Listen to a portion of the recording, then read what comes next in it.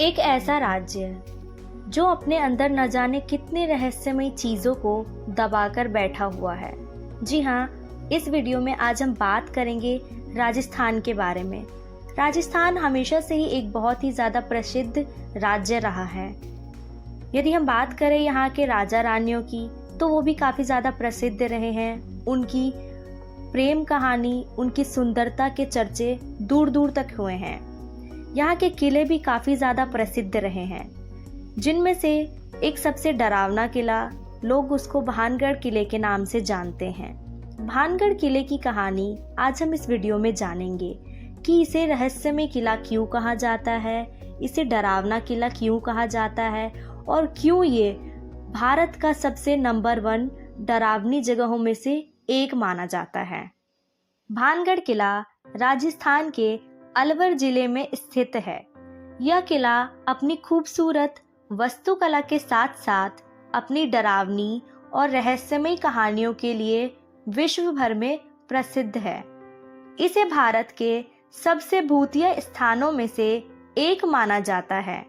भानगढ़ का निर्माण 17वीं शताब्दी में आमेर के राजा भगवंत दास ने करवाया था।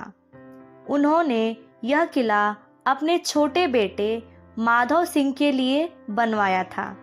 किला अपनी वास्तुकला और भव्यता के लिए जाना जाता है, लेकिन यहाँ के वीरान माहौल और श्राप की कहानी इसे डरावनी बनाती है। ऐसा क्या हुआ था कि भानगढ़ किला, जो कि इतना सुंदर था, जो कि पूरे भारत में भूतिया स्थानों में से एक बन जाता है? ऐसा क्या होता है, इसका इतिहास जानने के लिए वीडियो में बने रहें।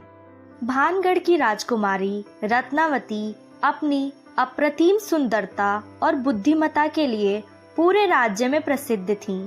उनकी सुंदरता की चर्चा इतनी थी कि आसपास के राज्य के राजा और योद्धा उनसे विवाह करना चाहते थे। सिंधु सेवड़ा नाम का एक तांत्रिक भानगढ़ के पास ही रहता था। वह काले जादू और तंत्र विद्या का विशेषज्ञ था। वह अपने पूरे जीवन को शक्ति और आध्यात्मिक ज्ञान के लिए समर्पित कर चुका था। लेकिन जब उसने पहली बार रत्नावती को देखा, तो वह उसकी सुंदरता पर मोहित हो गया।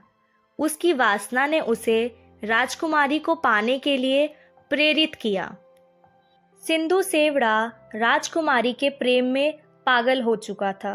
वह किसी भी तरह राजकुमारी को पाना चाहता था। वह चाहता था कि राजकुमारी के मन में उसके लिए प्रेम भावना जगे। इसके लिए सिंधु सेवड़ा ने राजकुमारी को अपने वश में करने की योजना बनाई। एक दिन राजकुमारी की दासी बाजार में इत्र खरीदने गई। तांत्रिक ने जादुई मंत्र से इत्र की बोतल पर काला जादू कर दिया।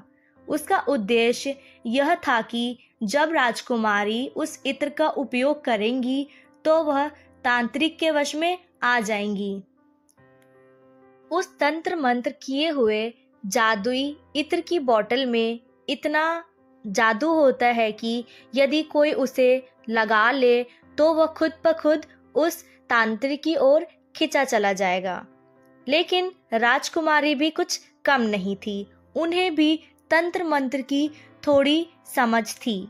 जब दासी ने वह जादुई इत्र की बोतल राजकुमारी को दी, तो रत्नावती को तांत्रिक की चाल समझ में आ गई।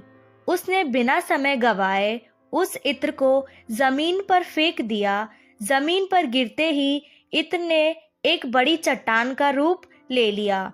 वह चट्टान लुढ़कते हुए तांत्रिक की ओर बढ़ी और उसे कुचलकर मार डाला। मरने से पहले तांत्रिक ने पूरे भानगढ़ को श्राप दे दिया।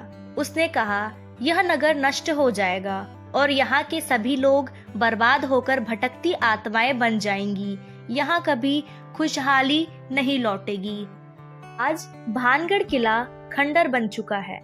भारतीय पुरातत्व सर्वेक्षण ASI ने इसे सबसे भूतिया स्थान घोषित किया है।